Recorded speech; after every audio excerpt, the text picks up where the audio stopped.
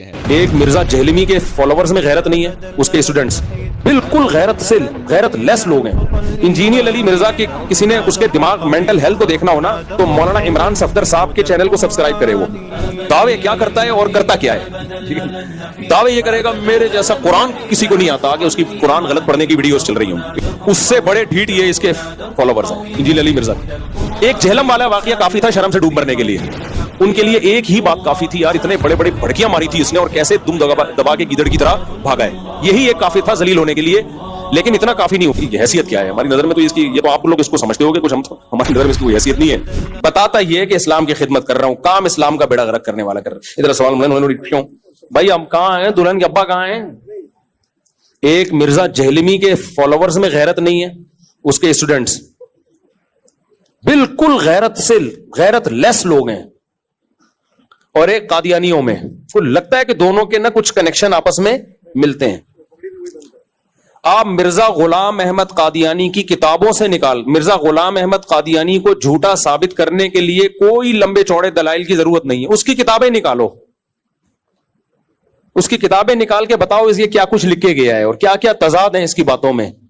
اسی سے قادیانی بھاگ جاتا ہے. لیکن آپ کسی قادیانی کے سامنے مرزا کے کردار پہ بات کرو, اس کی کتابوں میں جو اس نے شگوفے چھوڑے ہیں, لطیفے چھوڑے ہیں, بکواسات کی ہیں, اتنی زیادہ ہیں, مگر قادیانی اتنے ڈھیٹ ہیں اس ٹاپک پر بات کرنے کے لیے تیار نہیں ہوتے. بھائی تم جو مرزا غلام احمد قادیانی تھا اس کی شخصیت کو لاؤ نا, ذرا سامنے شخصیت کو لاؤ نا. نبوت تو بات کی چیز ہے, پہلے تو ذات ہے نا, شخصیت ہے, کردار ہے, اور اس کی جو باتیں ہیں وہ ہیں. لیکن میں نے دیکھا ہے, ہم نے تو بچپن میں یہ سارے کام کیے ہیں, قادیانیوں سے بحثیں بھی کی ہیں, ان کے لوگوں کے پاس بھی گئے ہیں.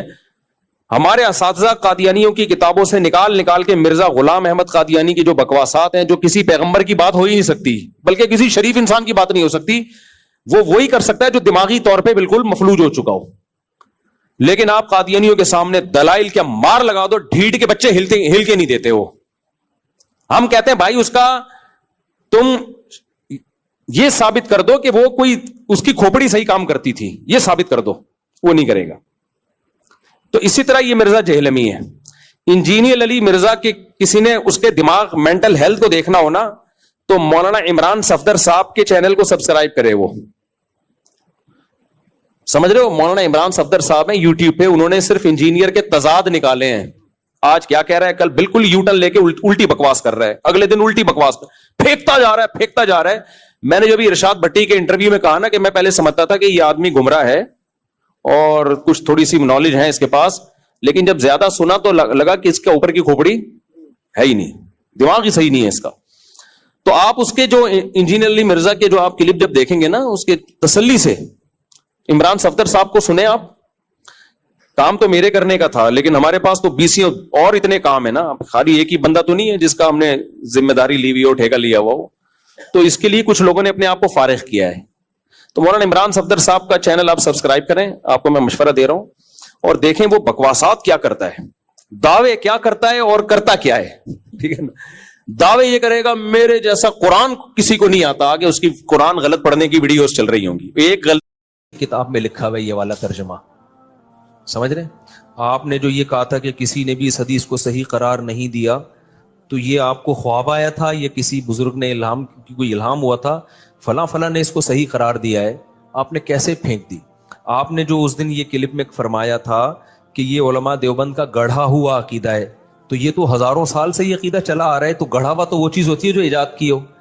تو یہ آپ نے کیسے بہت لمبی, یعنی بہت تمیز سے نا, پھینکنا کا لفظ استعمال کروں گا, کہ اتنے سوالات ہیں نا, بے ہوش نہ ہو جائے نا, میرا نام بدل دینا, بھاگ جائے گا. وہ پتہ ہے کیا کہتا ہے, کلپ بازی کرو. تو کلپ بازی میں پھر یہ ہوتا ہے کہ وہ ایک لمبی بحث چلتی ہے نہ ختم ہونے والی, پھر اس کے بہت سارے, ابھی دیکھو نا کلپ بازی ہوئی ہے نا عدالتی خلا پہ, میں نے اتنا مدلل ریکارڈ کروایا, مان لیا اس نے, ایسا پی گیا, ایسا گھما دیا. اس کے اسٹوڈنٹ بھی کہنے ہاں اس نے تو یہ دعویٰ ہی نہیں کیا. تو اس میں خیانت آسان ہوتی ہے, جب فیس ٹو فیس بیٹھ کے بات ہوتی ہے نا تو پھر بھاگنا بہت مشکل ہوتا ہے. اب یہ عبداللہ بن عباس والی حدیث جو ہے, جابر بن زید کہتے ہیں کہ عبداللہ بن عباس وہ کہتے ہیں میرا خیال یہی ہے کہ ظہر کو مقدم کیا تھا, ظہر کو مؤخر کیا تھا, اثر کو مقدم. فوراً انجینئر نے کیا کہہ دیا, کوئی حنفی نے یہ بول دیا ہے, تو میں جب سامنے بیٹھا ہوتا میں کہتا ہے kindly excuse me sir please. ہم اسکول میں تھے نا, ایکسکیوز می ایسے اپنی مس کو جب ہم نے کو پوچھنا ہوتا تھا نا, میس ایسے ہم وہ دیکھا 50-50 میس. میں کہتا سر پلیز. پھر میں کہتا سر یہ حنفی کا الزام غلط ہے اس کے اوپر, یہ عبداللہ بن عباس کا شاگرد ہے یہ. اور نسائی میں تو خود عبداللہ بن عباس سے منقول ہے یہ, لیکن چلو اس میں اضطراب ہے, اس میں بعض لوگ کہتے ہیں عبداللہ بن عباس کی طرف اس قول کی نسبت درست نہیں ہے. تو ایسے ایسے بلنڈر ہیں, لیکن آپ نے یعنی بالنگ بھی خود ہی, بیٹنگ بھی خود ہی, اور امپائر بھی خود ہی. ایسے میچ میں جیتنا, وہ شعر یاد کر لو بس, ہم کو دیکھ کے شرماؤ تو شرمانے کی داد بھی دیں. شاعر اپنی محبوبہ سے کہہ رہا تم ہر وقت شرماتی رہتی ہو نا, یہ کوئی شرمانا کوئی یہ اٹریکشن کا ذریعہ نہیں ہے. ہم کو دیکھ کے شرماؤ تو شرمانے کی داد بھی دیں, آئینے میں دیکھ کے خود کو شرمانے سے کیا ہوگا. یعنی تم آئینے میں کھڑے ہو کر اپنے آپ کو دیکھ کے ہی شرماتی رہتی ہو, وہاں تعریف کرنے والا کوئی بھی نہیں ہے. تو اپنے ہی منہ میاں مٹھو بننا بہت آسان ہوتا ہے. کبھی خوشبو لگا کے آپ انڈا موڑ آؤ, ہمارے سامنے بیٹھ جاؤ یا ہمیں اپنے سامنے بیٹھنے دو, پھر ہم دیکھیں گے ان دلوں میں تیل کتنا ہے, کتنا علمی کتابی ہے. دیکھیں اسلام میں 5 نمازوں کا مطلب ہی 5 وقتوں پر ہے. ایک وقت میں 2 نمازیں ایک ہی کہلاتی ہیں وہ, کیونکہ کوئی ٹینشن تو ہوئی نہیں نا پھر اس میں. تو 5 نمازوں کا مطلب 5. اور حدیث جبرائیل میں بھی ہے کہ نمازوں کے اوقات نبی صلی اللہ علیہ وسلم نے بتائے ہیں, ایک نماز دوسری نماز کے وقت میں داخل نہیں ہو سکتی. حج جو ہے وہ خلاف قیاس ہے. حج کے بہت سارے کام عقل سے اور عام روٹین سے ہٹ کے کرائے جاتے ہیں. ہمیں سلا ہوا کپڑا پہننے کی اجازت نہیں ہے, ہمیں خوشبو لگانے کی اجازت نہیں ہے, اور بھی بہت سارے کام ایسے ہیں. بال کاٹنے کی اجازت نہیں ہے, حالانکہ ناخن کاٹنے کی اجازت نہیں ہے, حالانکہ عام حالات میں تو ناخن کاٹنے کا حکم ہے. تو حج میں کچھ روٹین سے ہٹ کے کام کرائے جاتے ہیں. عبداللہ بن مسعود رضی اللہ تعالی عنہ کی بخاری مسلم کی صحیح حدیث ہے. عبداللہ بن مسعود جو نبی کے سفر حضر کے ساتھی ہیں, فرماتے ہیں اللہ کے نبی نے کبھی بھی 2 نمازیں اکٹھی نہیں پڑھی ہیں سوائے حج کے موقع کے. کبھی بھی 2 نمازیں اکٹھی نہیں پڑھی ہیں آپ نے. لوگ کہتے ہیں کہ عبداللہ بن مسعود کو پتہ ہی نہیں ہوگا کہ سفر میں ہو سکتا ہے ان کے سامنے نبی نے پڑھی ہو, نبی نے یعنی جب پڑھی تھی تو اس وقت وہ سفر میں نہ ہو. تو یہ بات بھی غلط ہے. عبداللہ بن مسعود سے صحیح سند سے یہ بات بھی ثابت ہے کہ آپ نے فرمایا کہ نبی نے سفر میں 2 نمازیں اکٹھی پڑھی ہیں. ایک طرف ابن مسعود کہہ رہے ہیں کبھی بھی اکٹھی نہیں پڑھی, ایک طرف کہہ رہے ہیں پڑھی ہیں. اس کا مطلب جو پڑھی ہیں اس کا مطلب کچھ اور ہے, اور نہیں پڑھی ہیں اس کا مطلب کچھ اور ہے. جو پڑھی ہیں وہ ایسے پڑھی ہیں کہ ظہر کو مؤخر کیا آخری وقت میں پڑھا, اور عصر کو مقدم کر کے اول وقت میں پڑھا. اس طرح سے پڑھنا ثابت ہے. یہ جو بخاری مسلم کی حدیث ہے نا, اس میں اب انجینئر نے بہت بڑا بلنڈر کیا. میں آپ کو بتا رہا ہوں نا کہ مجھے وقت ملے دعا کرو. اس کو میں ایسا ایکسپوز کر سکتا ہوں الحمدللہ کہ, لیکن اس کے اسٹوڈنٹ ڈھیڑ بہت ہیں. مسئلہ ان کے ساتھ ہی ہے, اتنے بڑے بڑے بلنڈر یہ آدمی کرتا ہے.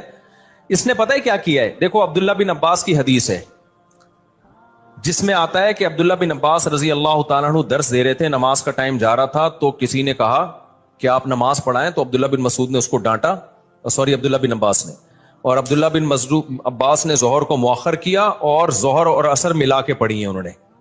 سمجھ رہے؟ اب عبداللہ بن عباس کے شاگرد ہیں جابر ابن زید. اچھا احناف بھی اس کے قائل ہیں. عبداللہ بن عباس سے پوچھا گیا تو انہوں نے فرمایا نبی نے اسی طرح 2 نمازیں اکٹھی پڑھی ہیں, بغیر خوف کے, بغیر بارش کے, بغیر سفر کے, کوئی بھی عذر نہیں تھا, لیکن نبی نے 2 نمازیں اس طرح سے اکٹھی پڑھی ہیں, تو میں نے بھی اس طرح پڑھی ہیں.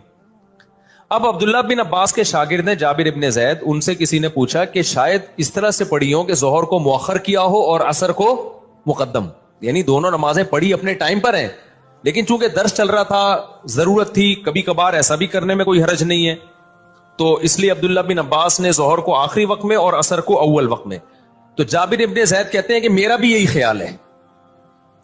اب اس سے احناف کے موقف کی تائید ہو رہی ہے کہ کبھی اگر کوئی عذر ہو تو اول وقت میں پڑھنے کے بجائے آپ ظہر کو آخر وقت میں لے جاؤ اور عصر کو اول وقت میں لے جاؤ. تو یہ احناف کا بھی یہی موقف ہے, اس طرح سے آپ جمع کر سکتے ہیں. انجینئر نے اتنی بڑی خیانت کی ہے, اس نے کہا کہ وہاں کوئی حنفی بیٹھا ہوا تھا اور اس نے یہ تعویل کر دی کہ ظہر کو مؤخر کیا, عصر کو مقدم کیا. اور بھائی وہ جابر بن زید وہ عبداللہ بن مسعود کا شاگرد ہے, راوی ہے, وہ بتا رہا ہے. تو میں انجینئر کے اندھے مقلدوں سے پوچھتا ہوں, عبداللہ بن عباس کی ایک حدیث کا مطلب وہ ہے جو ان کے شاگرد بتا رہے ہیں, اور ایک مطلب وہ ہے جو جہلم میں 15ویں صدی کا بندہ بیٹھ کے بتا رہا ہے. تو تمہاری عقل پہ تالے پڑ گئے ہیں, تم ایسے اندھے ہو گئے ہو کہ ان کا شاگرد جو عبداللہ بن عباس کو دیکھ رہا ہے یا دیکھ نہیں رہا, ان سے ابھی مجھے پورے الفاظ یاد نہیں ہے کہ وہ ڈائریکٹ ان سے روایت کر رہا ہے یا ان کا شاگرد ہے, لیکن وہ اس پہ حنفی شافی کی کوئی چھاپ نہیں لگی ہوئی. وہ بیان کر رہا ہے کہ ایسا ہی ہوا ہوگا کہ ظہر کو مؤخر کیا اور عصر کو مقدم کیا ہے. اس کو یہ کہہ کے اس نے ٹال دیا کہ کوئی حنفی بیٹھا ہوا تھا, اس نے یہ تعویل کر لی. اور یہ سارے اندھے بیٹھے ہوئے ہیں اور کہہ رہے ہیں ہاں کوئی حنفی بیٹھا ہوا تھا, اس نے. عبداللہ بن عباس کا شاگرد جو مطلب بتا رہا ہے وہ مطلب اندھی تقلید ہے, اور انجینئر جو مطلب اپنی طرف سے تھوپ رہا ہے کہ ظہر کو قضا کر کے انہوں نے اثر میں پڑھی ہے. اگر اس حدیث کا یہ مطلب بیان کیا جائے نا, بغیر عذر بغیر وجہ کے ظہر کو اثر کے وقت پہ پڑھا ہے, تو پھر یہ اثر کی نماز کی جو حفاظت کا قرآن نے حکم دیا, حافظوا علی الصلوات والصلاۃ الوسطی, خصوصاً درمیانی نماز کی حفاظت کرو, اس کا مطلب کیا ہے پھر؟ اور وہ جو حدیث جبریل میں آتا ہے ظہر کا وقت یہاں سے یہاں تک, اثر کا وقت یہاں, یہ اس کا مطلب کیا ہے؟ جب بغیر کسی وجہ کے بھی یہ جائز ہے تو نمازوں کی حفاظت کے بارے میں جو قرآن کی اتنی آیتیں ہیں کہ والذین هم علی صلواتہم یحافظون, ایمان والے اپنی نمازوں کی حفاظت کرتے ہیں. عبداللہ بن مسعود کہتے ہیں اس کا مطلب ہے ہر نماز اپنے ٹائم پہ پڑھتے ہیں. تو عبداللہ بن عباس اتنی بڑی غلطی کریں گے؟ اور یہی تعویل بڑے بڑے علماء نے کی ہے. اہل حدیث علامہ شوکانی اہل حدیث عالم ہیں, انہوں نے یہی مطلب بیان کیا کہ ظہر کو مقدم کیا تھا اور عصر کو, ظہر کو مؤخر کیا اور عصر کو مقدم کیا, نمازیں اپنے ٹائم پہ ہی پڑھی ہیں. لیکن اس کو احناف سے, علماء دیوبند سے, بر صغیر کے مولویوں سے اتنی چڑ ہے, بس کچھ بھی اٹھا کے انسنڈ مارتا رہے گا. اب حدیث کے راوی بیان کر رہے ہیں کہ بھئی وہ اس طرح کیا ہوگا, تو پی گیا, جابر بن زید کو پی گیا اور بولا کہ کسی حنفی نے یہ تعویل کی ہے بڑی, یعنی حنفی بھی نہیں, اب کہنا تو اس کو یہ دل چاہ رہا تھا کہ انڈا بوڑ کے کسی مولوی نے یہ تعویل کی ہے. تو لیکن سامنے بیٹھے ہوئے کہہ رہے یار بات جب بھی کرتا ہے ریفرنس سے کرتا ہے, بات جب بھی کرتا ہے. ابے ریفرنس اتنا بڑے دھاندلیاں ترجمے میں مار رہا ہے, تو بتاتا کیوں نہیں ہے کہ جابر بن زید یہ بتا رہے ہیں کہ ظہر کو مؤخر کیا اور عصر کو مقدم کیا. عبداللہ بن عباس کے شاگرد یہ بتا رہے ہیں کہ قضا نہیں کی ہے انہوں نے نماز. تو یہ کبھی خوشبو لگا کے انشاءاللہ سوچ رہا ہوں یا تو دوبارہ جہلم چلا جاؤں میں, لیکن ایسا ہوتا نہیں ہے, کیا کریں. وعلیکم سب دو سوال ہے. ایک تو یہ کہ صف میں نماز پڑھنے اس طرح اگر آگے والی صف نہیں بھری ہوئی ہو, دائیں یا بائیں جگہ رہ گئی ہو, ایک یا دو بندوں کی صحیح, خاص طور پہ ان مساجد میں جہاں پہ صفیں بہت لمبی ہوتی ہیں جی, اور اس میں نئی صف میں کھڑے ہو جانے سے کیا نماز بالکل نہیں ہوتی ہے, یا یہ کہ نماز ہو جاتی ہے؟ مسجد میں جہاں بھی کھڑے ہو کر اقتدا کرو گے نماز ہو جائے گی, لیکن صف میں خلا کا گناہ ملے گا. امام یہاں کھڑا ہوا ہے, آپ ادھر کونے میں بھی اقتدا کر لو گے نا, نماز ہو جائے گی, لیکن گناہ ہوگا آپ کو. السلام علیکم. وعلیکم السلام. مفتی صاحب میرا سوال یہ تھا کہ اپنی زندگی میں جو نماز قضا کی ہے جی, اس بارے میں کیا وعید ہے, اور آئندہ جو ان نمازوں کو کس طرح ادا کرے؟ دیکھو زندگی میں ہی نمازیں قضا ہوتی ہیں, موت کے بعد تھوڑی قضا ہوتی ہیں. جو بھی زندگی میں نمازیں قضا ہو گئی ہیں, ایک نماز کا قضا کرنا اکبر الکبائر ہے, کبیرہ نہیں ہے, اکبر الکبائر. کبائر میں بھی سب سے بڑا گناہ ہے, اتنا بڑا جرم ہے نماز کا قضا کرنا. تو نماز ذمے سے ساقط نہیں ہوتی. ہاں کوئی کافر مسلمان ہوا ہے تو اس پہ تو نماز پہلے لازم ہی نہیں تھی نا, لہذا وہ اس دن سے شروع کرے گا. مسلمان جو تھا اس پہ تو جب سے بالغ ہوا ہے نمازیں اس کے ذمہ لازم ہے, تو وہ لوٹانا اس پر لازم ہے. لوگ کہتے ہیں قضاء عمری کی دلیل کیا ہے, ان سے پوچھا جائے نہ ہونے کی کیا دلیل ہے. حدیث میں آتا ہے دین اللہ احق ان یقضى, اللہ کا قرض اس بات کے زیادہ لائق ہے کہ اس کو ادا کیا جائے.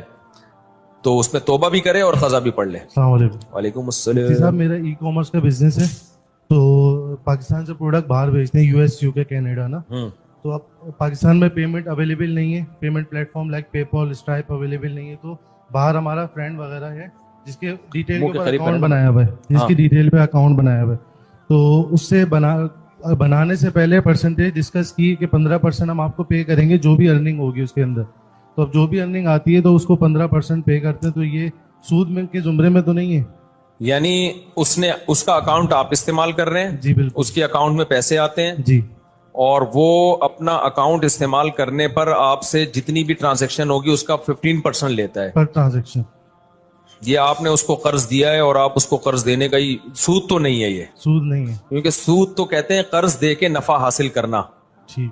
تو آپ نے تو اس کو اس کے اکاؤنٹ میں گویا اگر اس کو ہم قرض بھی سمجھتے ہیں نا, قرض دے کے الٹا اسی کو 15% دے رہے ہو آپ, تو یہ سود میں نہیں آتا.